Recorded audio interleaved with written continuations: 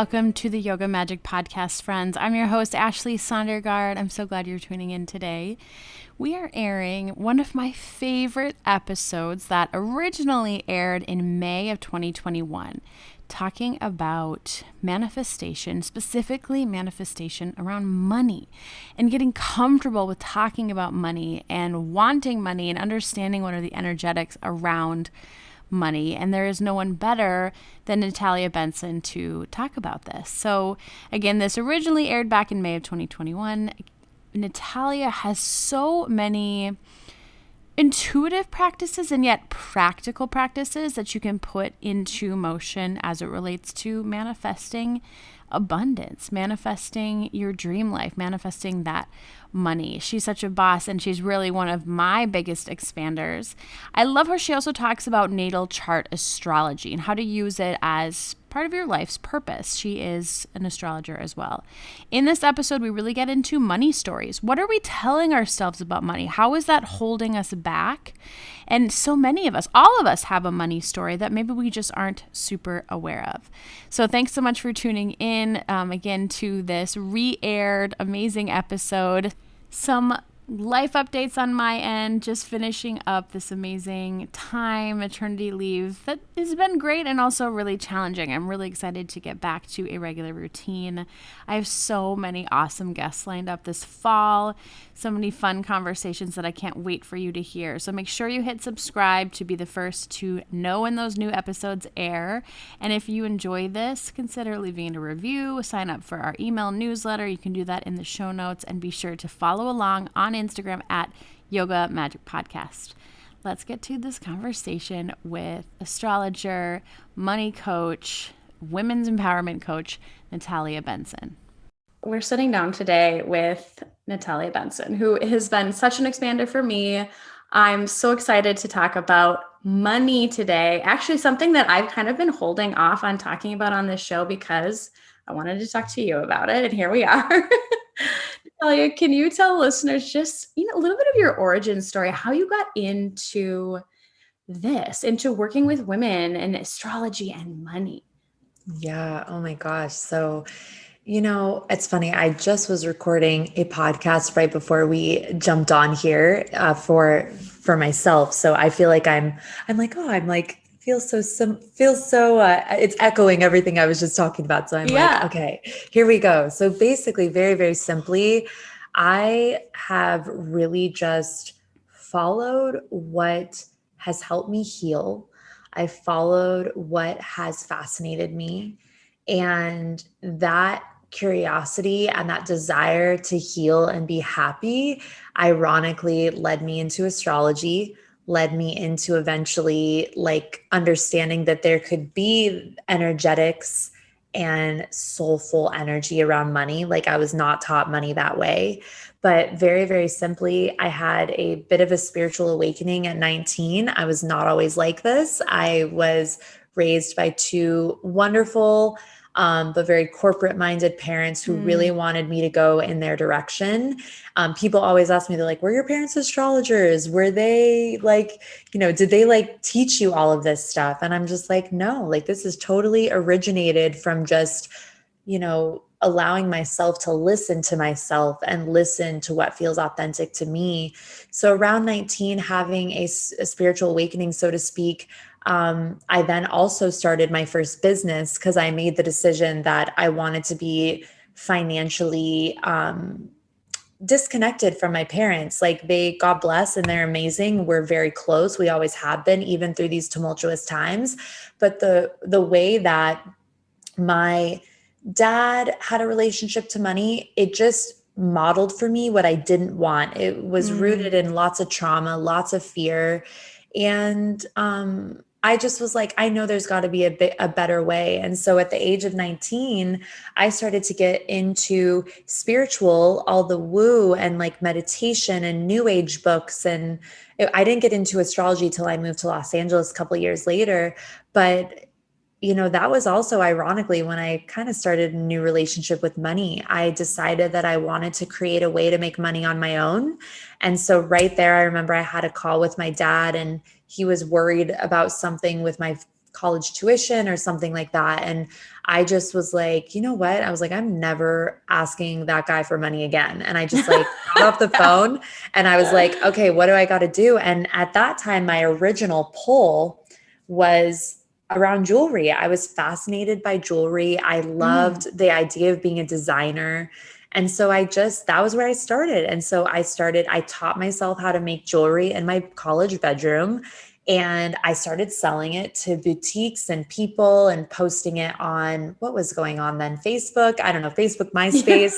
Yeah. So I was just starting to like sell there. And then, and I kind of remember one night in my college apartment, I was like, you know what? I was like, I'm going to build a brand. I'm going to figure out how to build a brand. And like, this is just all things like of just me kind of listening to myself and not, the thing that I admire about myself I speak this because I see so many women not do this. So something that I appreciate myself, even in my, my darkest, most unevolved moments, is that I very rarely, if ever, would come up with an idea that originated from my body, my heart, my soul, something where there's just a resonance.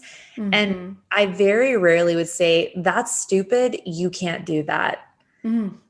So by not having that dialogue in my head, I did a lot of shit that was like, I'm an Aries too. So it's like, I just was like, how do I figure out a way to do this? Like, how do I take action on this? You know what I mean? And that's what I did. And something that's helped me along my journey as well is even if a big idea comes, instead of saying that's ridiculous, you can't do that, instead I just be like, you know what, I'm going to write that down, save it for later. Because you know what, I like have a dream of being like the lead singer of a band, LOL. But maybe one day I'll do that. Like, I don't know. Like who am I to say? Like, it's something that I'm so drawn to, and maybe I'll do that in this lifetime. But basically, very simply, I don't want to get to digress too much, but when it comes to how I got into all of this, it was really just listening, like following what felt helpful and true for me, not what everybody else was saying, and then just finding ways to do it, like taking action, teaching myself. And these were, we're talking like 15 years ago. So, I mean, God, that's crazy to think. That's insane. But anyways, I just turned 34 and I'm like, wow, that's crazy. Oh, I'm 34 too. We must have nice, similar charts. Nice. Yeah. Yes. I'm 87. Yeah, I'm 86. Nice. 86. I love it. Yeah, I just turned 34. So, but it's just interesting to think that when I got started, like there just wasn't a lot of resources. You couldn't go buy a course on XYZ. Right, there was no Instagram then. So it was like, which I think is beautiful, but also, I feel like I kind of went a longer journey because I had to just trust like, oh, wow, I have a fire around this. There's something that's calling me. And like, I got to figure it out, but it might take a little bit more time.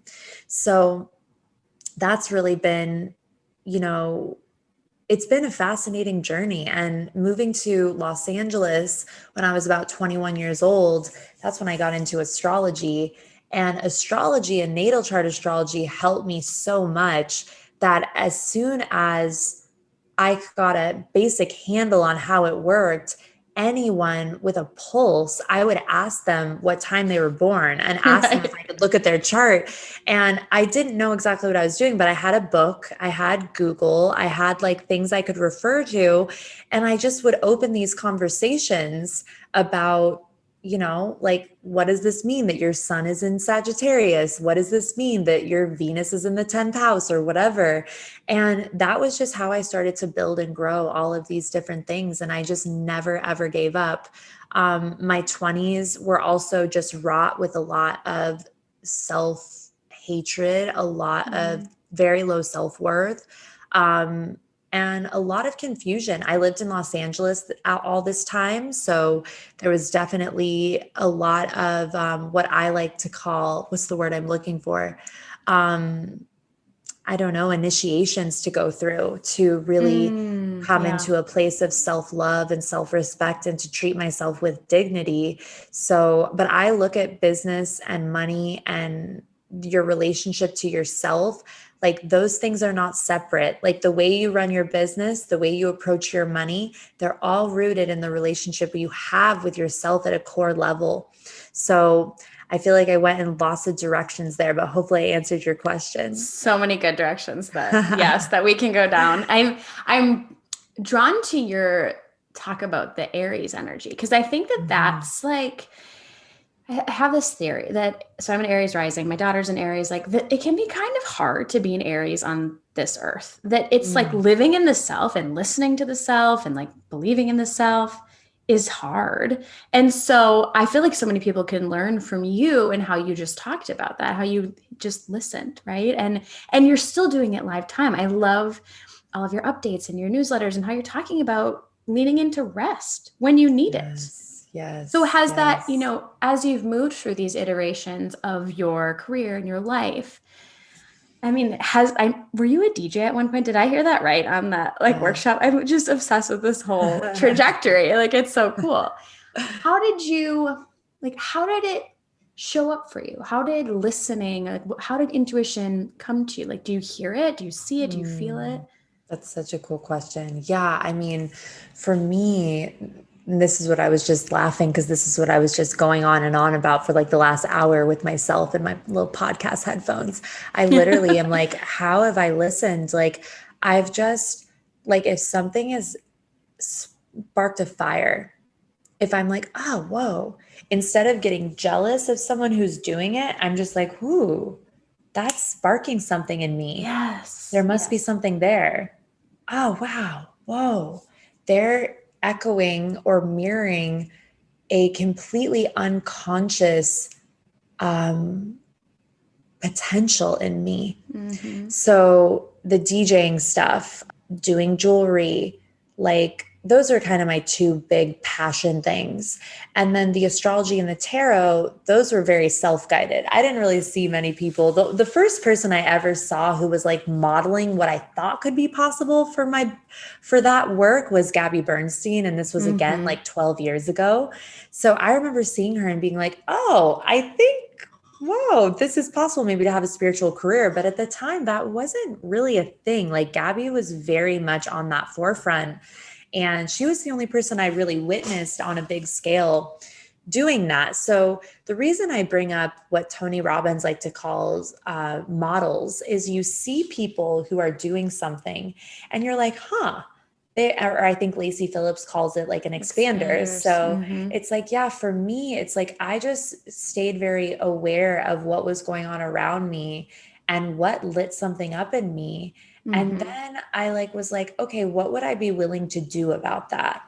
That's a big question to ask yourself. I really hope that lands. Like, okay, that lights something in me. What would I now be willing to do to make that a reality for myself, to explore and express that? It's like this is kind of, let's say maybe a common example, but if you're young and you're watching a movie and you're moved by the actor, actress on the screen, you might be like, oh my God, what would I be willing to do about that? And maybe you're 12 and you start taking acting classes, or maybe that dream comes back to visit you when you're 45. You're like, wow, maybe it's time to take those acting classes. Like, what would you be willing to do to bring forward the fire inside of you? And being an Aries, you know, as I get older, and I have a Capricorn rising, which those things square. So those aren't easy. Like as an aspect, it's not easy. And it's actually been extremely painful at times to integrate the Aries that just wants to be like unbridled and like do whatever I want, whenever I want, and go as fast as I want. And that Capricorn ascendant, which is way more what I embody now as I'm getting older, is like so much more thoughtful, paced, and patient. But it's also kept that Aries fire over all these years, kind of like trucking along. And the thing that I love about being an Aries is that I'm extremely self-aware. I'm extremely self-referential, which means at least I won't say for all areas, but at least for me, I am willing to take a lot of accountability, which I think is really important in leadership. It's really important in building success of however you define success, is how much accountability are you willing to take for you and not blame others. It can be easy to do, but like, how can I take as much accountability for me and do what I can with what I have over a long period of time? And that might be some of the Capricorn speaking there, because Capricorn is all about the tenacity and that slow, methodical pace up the mountain, whereas Aries just wants to get in the rocket ship and like blast to the top. Go. So both of these things, and this is why I love astrology as a tool, is getting to know my chart over so many years and study it and remain a beginning student, have a beginner's mind.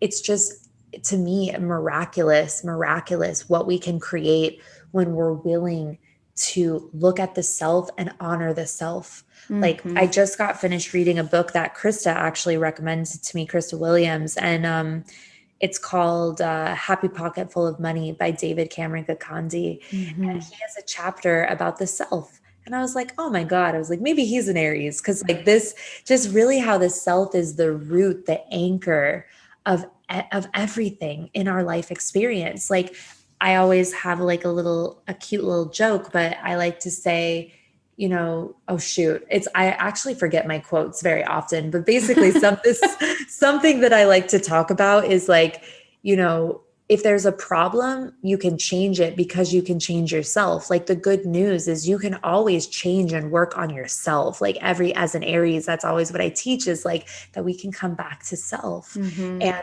create change from that place. So yeah.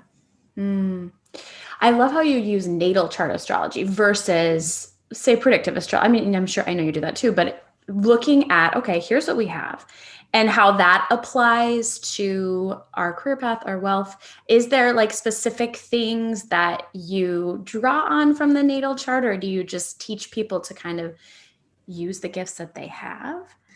Yeah, no, that's a great question. So yeah, I've actually never been super into predictive astrology. Eliza Kelly is actually one of my favorite astrologers, and she is incredible at tracking transits and mundane astrology, which is really looking at what's going on the big picture of the transits and what's to come. I've actually never been into that. I only realized recently that I'm like, whoa, like, I don't want to really talk about like all the things going on in the planets. I don't really pay that much attention to them. The thing for me that really like turns me on, that sounds so funny to say, I get turned on by astrology. I do. Same. I do. And he could probably resonate with that. But what's so powerful is looking at the natal chart, bringing it back home to the self, and then seeing how the transits affect your chart, but then realizing that I just had this thought yesterday when I was driving, but that astrology is literally here. The tool of astrology is here for us to help us grow and evolve as individuals and as a collective. It's not here to like lay the smack. It's not here to ruin your life. It's not here to Mercury retrograde all over you. It's literally like to help you evolve. It's here to help you grow, because the soul's, like, I'm very into reincarnation. I'm very fascinated by past lives and our subconscious and all of the wealth of wisdom that's there. But what's so powerful is like when we get to look at who we are at like that fundamental level, why we incarnated, which is what the blueprint of a natal chart expresses, you get to essentially capitalize on the main function of a soul incarnating, which is growth. Like, you come here to grow. You are not just a human for the sake of being human. You are a soul. You are an indestructible energy, never born, never die. It's very hard for the left brain to comprehend that. I have trouble comprehending it, to be honest. But like, our soul is this indestructible energy. And it comes in to have an experience of duality, to learn and grow. And then, we return back, and each incarnation we grow and we learn and we evolve. And that's why I really believe that is why we're here. We're here to have experiences. We're here to heal. We're here to help each other heal. We're here to learn how to love ourselves and love each other, even in the hardest of circumstances, and to treat ourselves. I believe it's very hard to guide others if you don't know how to guide yourself. So this theme will probably come up a lot in this conversation, but it's like the energy of the way that you connect to you is the way that everything plays out. So I always like to say, this is one of my quotes I do remember, but someone will treat you, that someone will make you feel the way they feel inside. Totally. So like if someone ever hurts you, they are hurting. If someone helps you to feel joy or connectiveness, they feel joy and connectiveness in themselves. Now, this is obviously not an exhaustive, that's a very philosophical conversation, but I think it just reminds us that everything comes back to the self. Everything comes back to the way that we are here to grow and to have experiences. And hopefully, evolve. Like, I think evolution and making things better than they were is perhaps one of the key fundamental pieces of magic when it comes to growth. So anyways, this is a bit of a transmission, but yeah, it's powerful. No, it does. It really applies though to this idea of growth around building abundance, right? Wealth, whatever we want to call it. And I'm curious to get your take on, you talk about the money story. Yeah. Why we have money stories and like how that relates to our subconscious. So what is a money story? Yeah. So as I mentioned, I'm very into the subconscious. One of my favorite books is called The Power of the Subconscious Mind by Joseph Murphy. And Joseph Murphy was a New Thought teacher, very active in New York, especially, and died, I think, in 1981, born in the late 1800s. Like, he was just a magician, beautiful spirit, beautiful teacher. He has a lot of books on wealth. He has a lot of books on money. And what fascinated me, one of the first like sort of esoteric books I ever read was, oh my God, Napoleon Hill. What's the book? I got to turn down my ring light. It starts to make me feel really loopy. You know what book I'm talking about? Think and Grow Rich by Napoleon Hill. Oh yeah. So yeah. So that was one of the first books I ever read. It was given to me by one of my mentors. And I remember being like, oh, whoa, what does the subconscious have to do with money? Like, what? Like that. I was like shocked. I was like, no, let's talk about money. Let's talk about how we make money. Let's talk about how we feel wealthy. Let's talk about how we stop being broke and can pay our rent. Like, let's talk about that. And then every single book that I started to read on the subject of wealth, everything talked about the subconscious. Everything talked about how if you have a story or a looping belief in the subconscious will always win. So I'm sure many of your listeners have heard this, but just a quick little download on what is the subconscious. So from my understanding, the way I've learned is that we have 10% the conscious mind and then 90% subconscious. When I was studying Kundalini yoga, we were taught a lot about the subconscious mind. And that was also another thing that really piqued my interest. And the powerful thing about the subconscious is that, and this, I'm going to take a step further, but the powerful thing about the subconscious is that it stores all of your memories. It stores all of your past lives. It is the soul. There's a teacher named Florence Shin who has another book that I absolutely love. I'm blanking on the name right now, but I'm sure it'll come back to me in a minute. But the works of Florence Shin, and then it has like 5 of her very famous books around abundance and money and whatnot. And I learned this from her, but the idea that the subconscious is the expression of the soul. So here's the thing, the soul is not perfect. Like your soul isn't perfect. Your soul is seeking to grow, as we talked about a moment ago.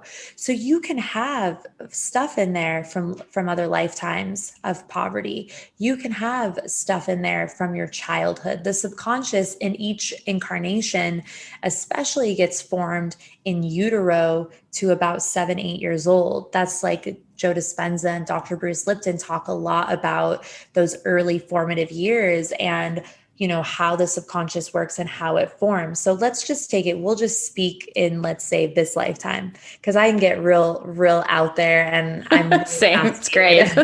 Great. I figure this is yoga magic. We could probably go there, but something. So think about it this way. So where can a money story form?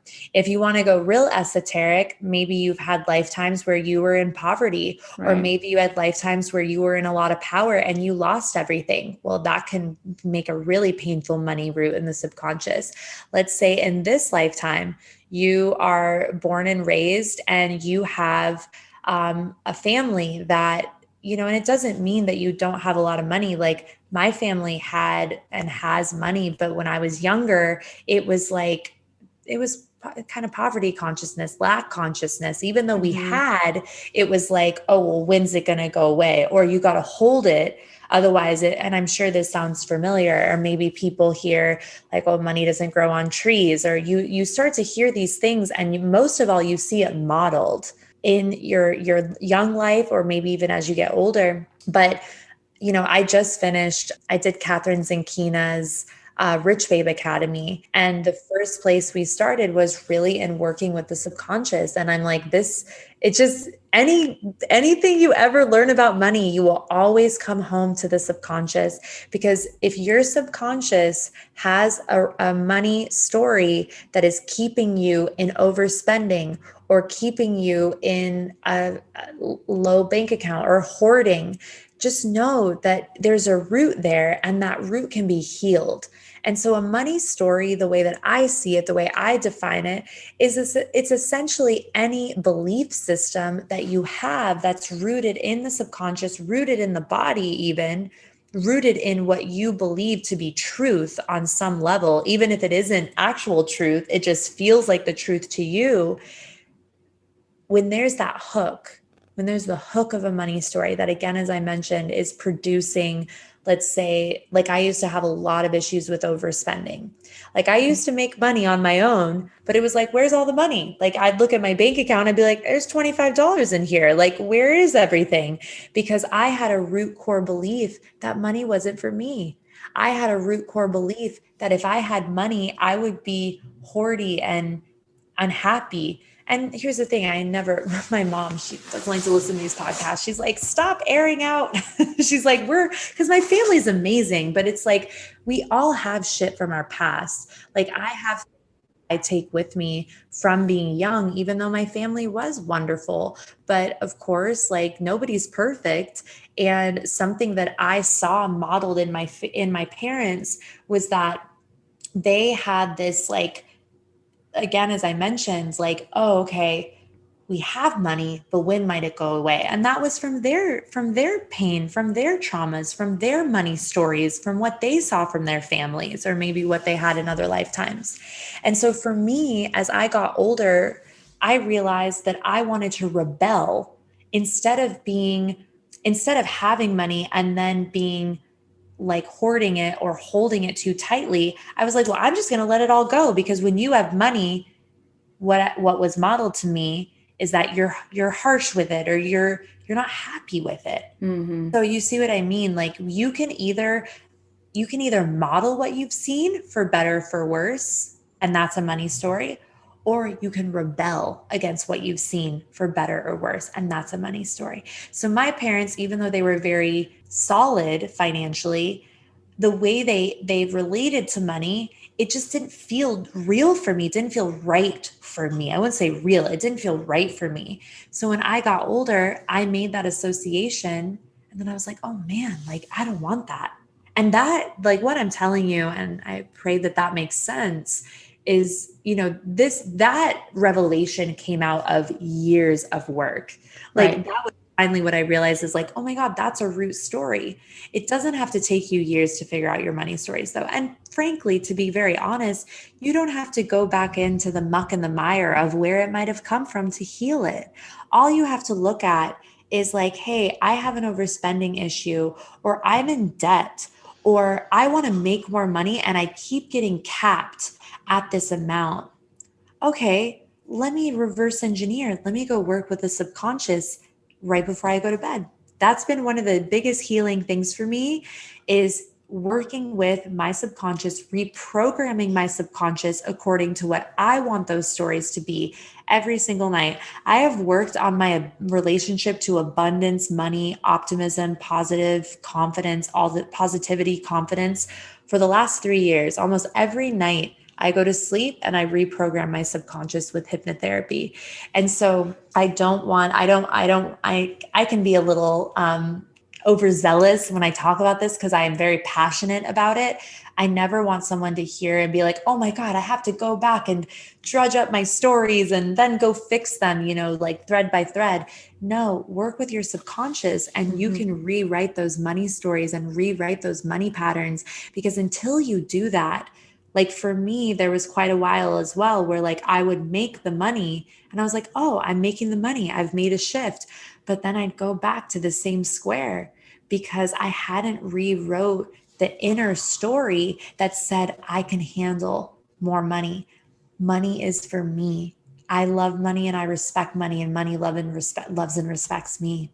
So until you rewrite those things and get into that subconscious, rewrite those past lives or rewrite those early years, which doesn't have to be arduous. It can literally be what I like to call a gracious process and an easeful process, but you just got to do that work. Do it at nighttime. That's when the brain starts to move back into the theta state. Guess when else your brain is in theta? From in utero till 7, 8, 9 years old. So it's almost like you're taking back. That's why people talk about inner child work. Yeah, because if you've got an inner child and they're throwing tantrums and spending all your money, you got to go back and heal that little babe. And you can do it every single night before you go to sleep, which is pretty miraculous. It's nice to hear other people's money stories. I mean, to hear what their blocks are. And I sort of in vulnerability, for me, it was always that my parents would sort of like joke about that. Like also like you had great parents, but they always would joke like, Ashley, you have such expensive taste. You're going to have to marry rich. And they would say that over and over and over again. And now as an adult, I'm really, really, really working through this belief system that I can't make money myself. And I always took these like lower paying jobs and thinking that like, oh, it's fine because I'm doing this good thing, but like, that doesn't mean that I should make money. And now I'm like, fuck that noise. I can do whatever I want. Like I can have a conscious business that makes money and helps people. I can do that. Yes. And it's thanks to this work. So you mentioned hypnosis, which I literally just got out of a hypnosis session today. Yes. We're vibing. You talked like that reprogramming. Are there any specific resources like even that you provide? Do you do like recordings or like where do you go to do the reprogramming?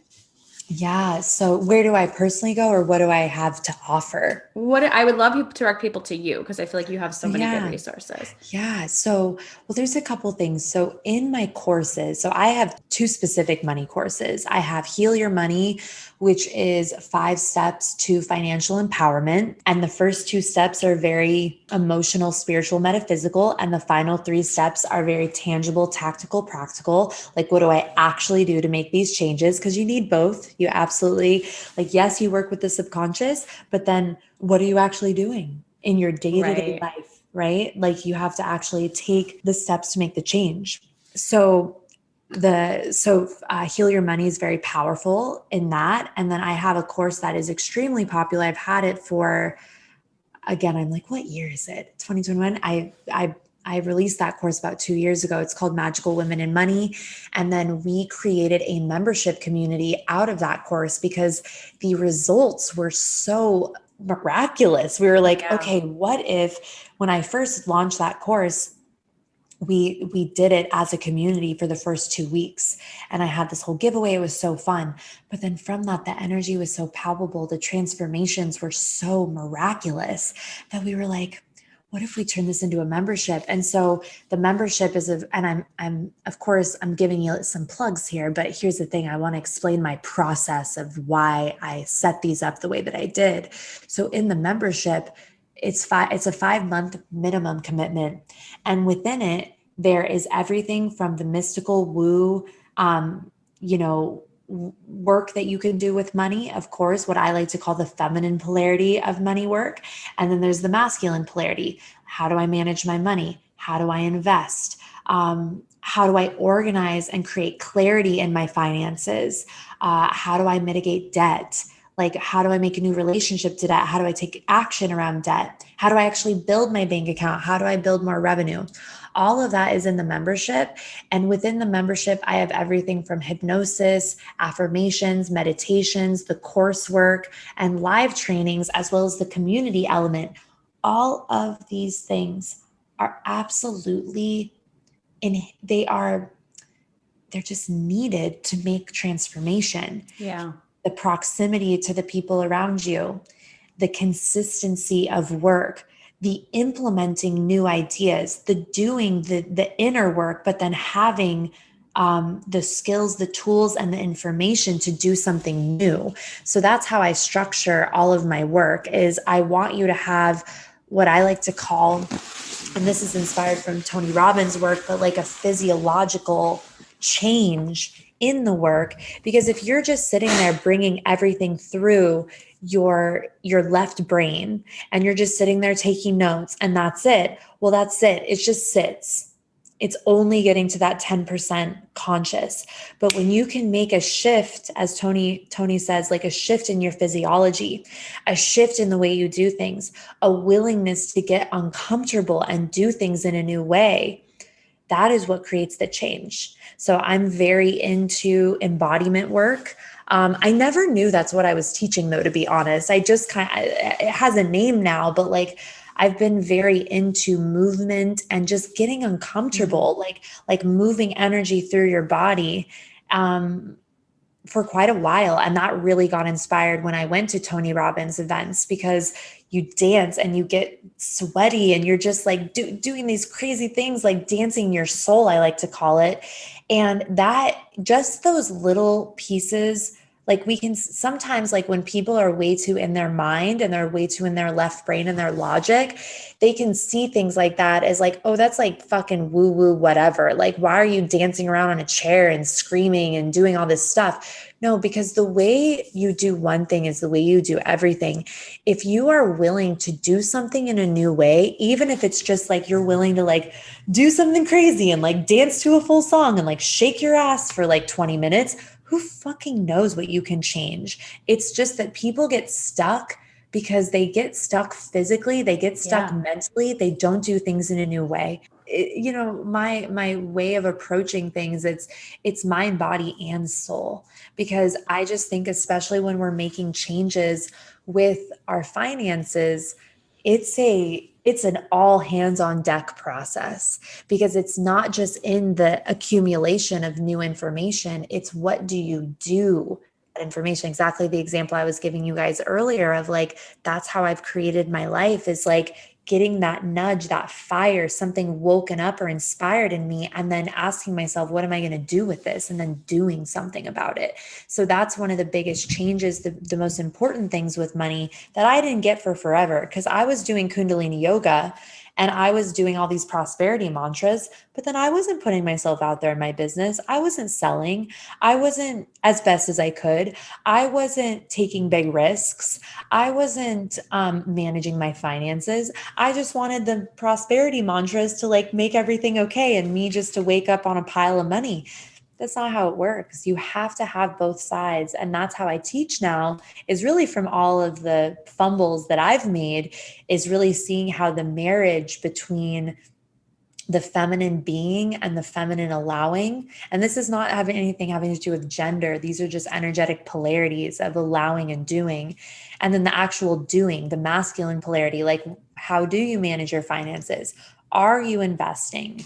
Do you have an understanding of how credit cards and debt work? Like, these are all things that did not come naturally to me at first.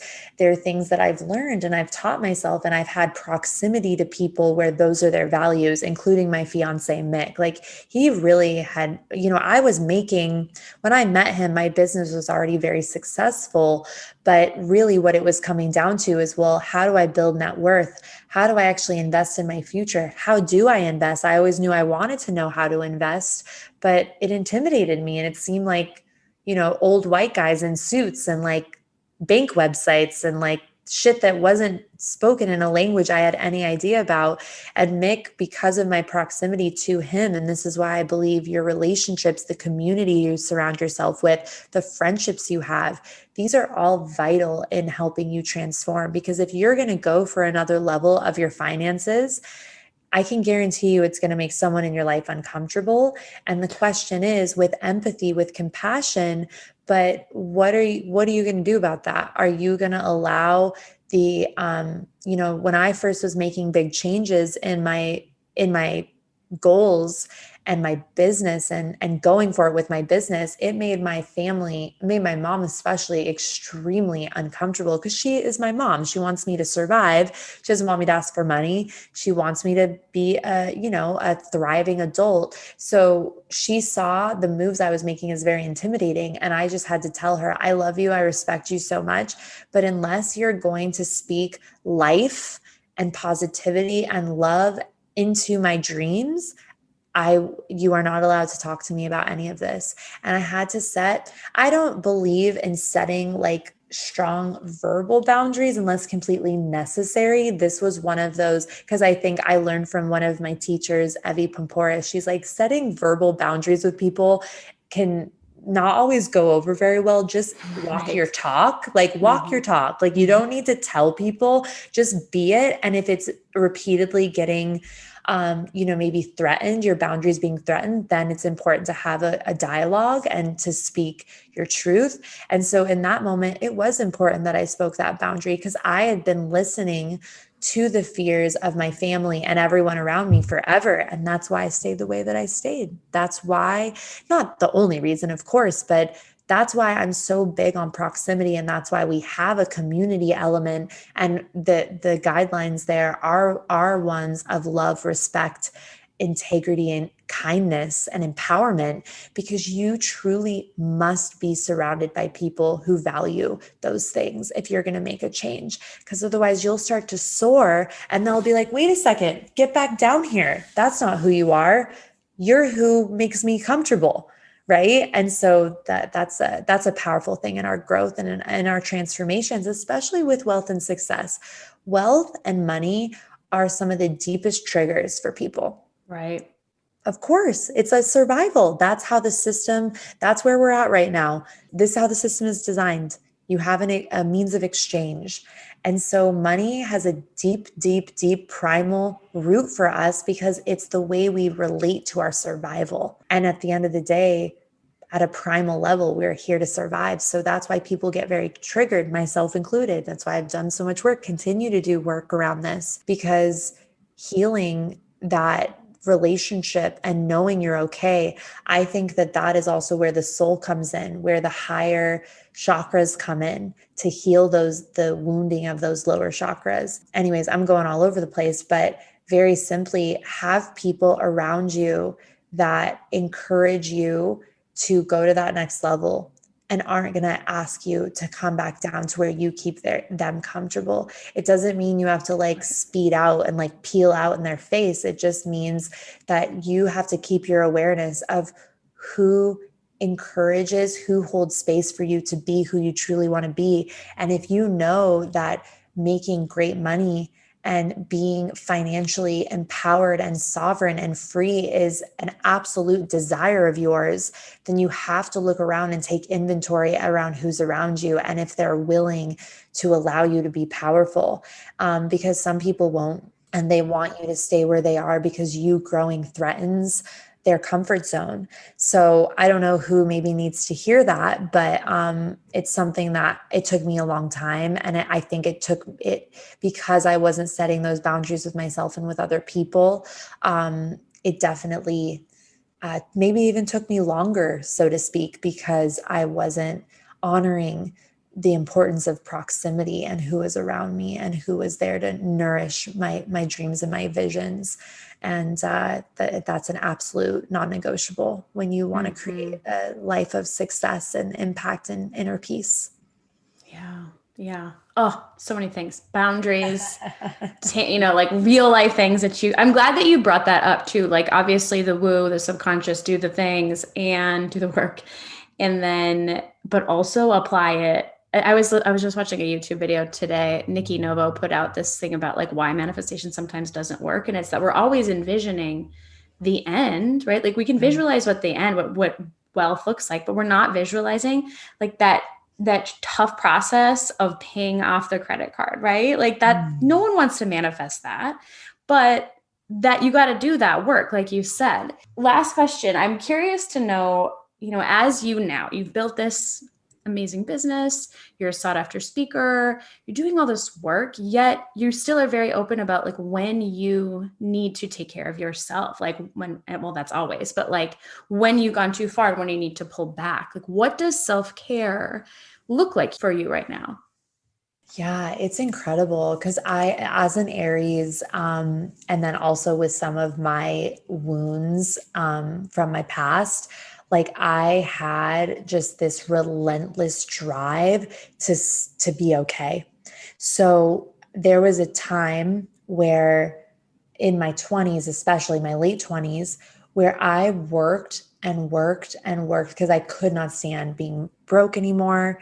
And I had like 5 jobs. I ran my businesses. I like had my like astrology readings, the events that I did, like my jewelry selling, all that. But then eventually I finally got jobs. So I worked like 2 additional jobs. And so this was to supplement everything I was doing with my business. So morning, noon, night, midnight, I was working all the time. And so I took that mentality, kind of helter skelter mentality, into entrepreneurship. And when I started to really focus on my business, I brought with me a lot of those just relentless work habits. Some would call work ethic, maybe. Work ethic is important, but you have to have rest, rejuvenation, and relaxation. And I'll be very transparent. This is a very new concept for me, but the reason I'm talking about it now and the reason it kind of hit home so potently for me recently is because I had like just had probably my 5th adrenal burnout. Like I've had severe adrenal burnout multiple times and then your immune system lowers and you get sick. It's like a whole mess. And I also believe that's my soul being like, excuse me, are you ever going to learn this lesson, honey? Like you are just like fucking on a tear. Like, what are you afraid of? And I had to finally acknowledge, wow, I'm so afraid of not making it. I'm so afraid of being broke again. I shouldn't say I am, sorry, subconscious, because anything we put after I am, our subconscious takes as truth, identity truth. So clear, cancel, delete. I always like to say that after I say something that I'm like, okay, don't anchor that in there, just let it go. But I learned that from a really cute book called Quantum Languaging by Danny Katz. It's like clear, cancel, delete, let it go, like just like clear it. Anyhow, but this has been a huge breakthrough for me recently, is like actually seeing. Now, here's the thing. I am also talking from the vantage point of someone who has built systems in their business. So I talked about this a little bit on Instagram yesterday. Like at the end of the day, there are going to be times in your business as you're growing where you are working nonstop and there's a lot of like foundations to lay. Don't listen to someone like me who's 4 years into a very mature business because I already had a mature brand from other stuff I'd done in my 20s. And then in the last year and a half, and now especially really focus on building structure and team. So don't listen to me and be like, oh yeah, I'm just going to sit back and it's going to build itself. You know what I mean? No, there's going to be times where there's seasons of business. And so I'm in a season right now where I am dancing with the rest, rejuvenation, as well as the building and the structuring. But this is also on the heels of a lot of years of mess ups and nonstop working. I really believe anybody that I know where I respect what they've created, they've put in a lot of work. But it's also the thing where I think I messed up many times is that I wanted to rush the process and I wouldn't rest. Rest as you build. Rest and replenish and stay inspired as you're laying the groundwork for where you're going. Those are habits I didn't build. Those are habits that when the stakes are a little bit higher, which is where I am now, that's what I'm working on now. I don't suggest that. Practice healthy habits now. You don't have to go balls to the wall to be successful. You build over time. That's what success. That's how true fulfilling success is cultivated, is you build over time and you don't give up. But you also have to find, a big thing for me recently has been soul, like understanding that like I'm a soul having a human experience. That's why I talk a lot more openly about that stuff now, because like I think it's important. Sometimes we have to zoom out and remember that we are this indestructible energy. We're rooted in creation. Like fucking relax. You're going to get it. You're going to get to where you want to go. Trust And I say it. that to myself. Exactly. Trust. And that's what I think after my last burnout just recently, I cried a lot of tears because I was like, wow, you really have zero faith. You really don't trust. I love you. I'm sorry for you. I'm sorry you feel like you have to rush and you have to control. So for me lately, I've been working and healing my root chakra. I did two things. I did a Reiki session recently with one of my old students, Maddie, and she was like, honey bunny, I just like reset your root chakra. You got all this ancestral stuff in there.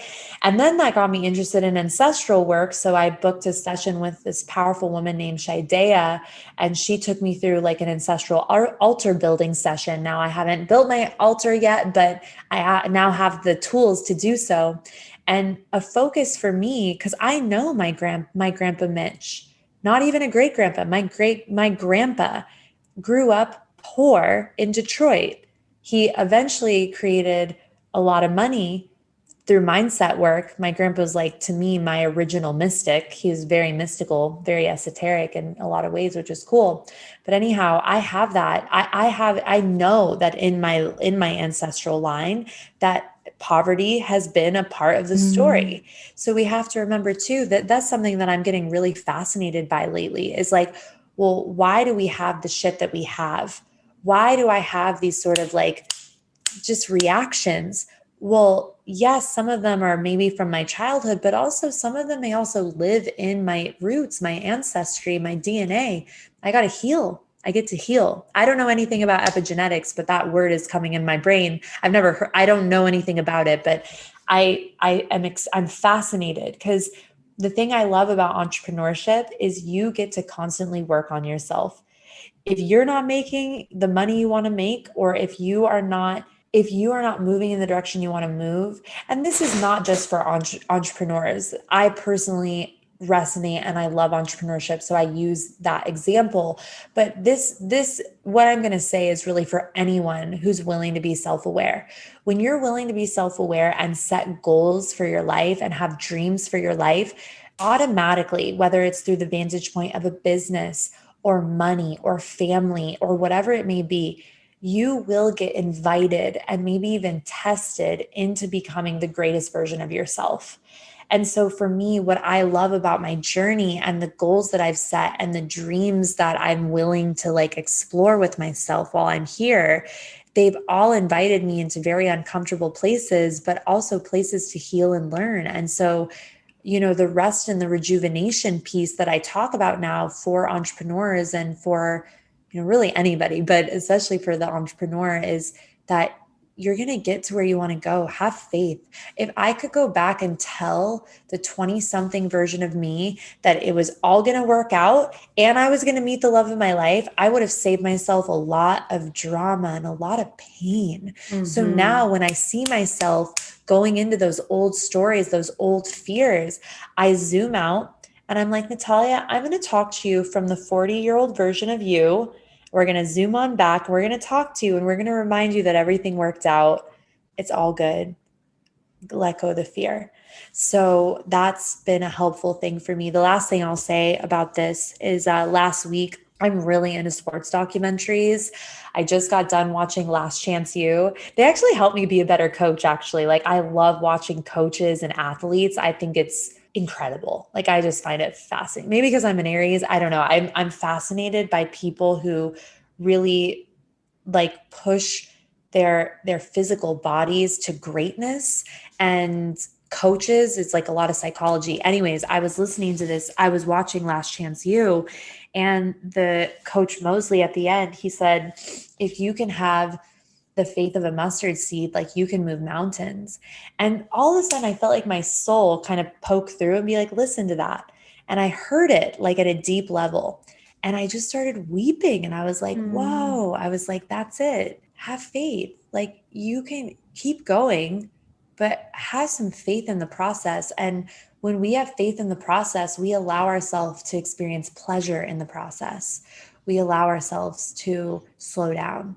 And so learn from my mistakes, and air quotes, learn from my lessons that have taken me just a lot of fumbles, because now I'm in this place, really over the last month since I got sick and had my little burnout, where I'm like, Soul, what do you want to do? Like, and then I also split up my time and my schedule so I don't overwork myself. I'm just like, okay, I start listening to my body. Oh, you're tired? Okay, time to take a break. Okay, do we have to do all three of these things today? When's the deadline for this? When does this thing actually have to get done? And then I move it. And that's just like, really, I'm like really into my iCal. Like, I like live in there. So really, like, I make it beautiful too. I use all the colors and stuff, but really, like, just, looking at that, utilizing it as a tool, and just being like, okay, how can I set this baby up? Because this is my time. This is the most precious commodity that I have for my life. Everything else is replaceable except for this. Everything is replaceable except for the energy and the way that I use my time. So utilizing my iCal as like a nice little guide for rest, actually planning things where I'll be like, okay, tonight I'm going on a date with myself. Okay, Saturday, Mick and I are doing this together. Okay, I have this podcast with you, Ashley. Afterwards, I'm going to take an hour-long break before I do my next thing. It's just things like that. That's really helped me create balance, because I'm also very visual. So being able to kind of create that new structure and that new balance in the way I structure my calendar has been a game changer. And inserting pleasure into my life has been just really healing for me, and very new practice for me too. Well, thanks for sharing about it, because it is really inspiring to see people that are doing well and like bearing their soul in the process. It's, obviously there's learnings throughout. There's a specific human design profile where you like make mistakes and you share about it. I can't remember if it's 3-5. I think that's what I am. So I'm like resonating with everything you're saying right now. Yeah, it's very cool. I don't know much about human design. I just had a reading with one of my old students, Stephanie. It blew my mind. Like, I feel like I've had like 6 human design readings, and it takes me a while to really take in the information, but it's so fascinating. Like, it's really cool. So powerful. Yeah. I love it. Natalia, this was like dream afternoon. Thank you. It's sunny here in Minnesota, and I'm just like so grateful for your time and your goodness. Can you share just where people can find you, your podcast, your Instagram, all the things? Oh my God, absolutely. So I am very active on Instagram. It's just at Natalia_Benson.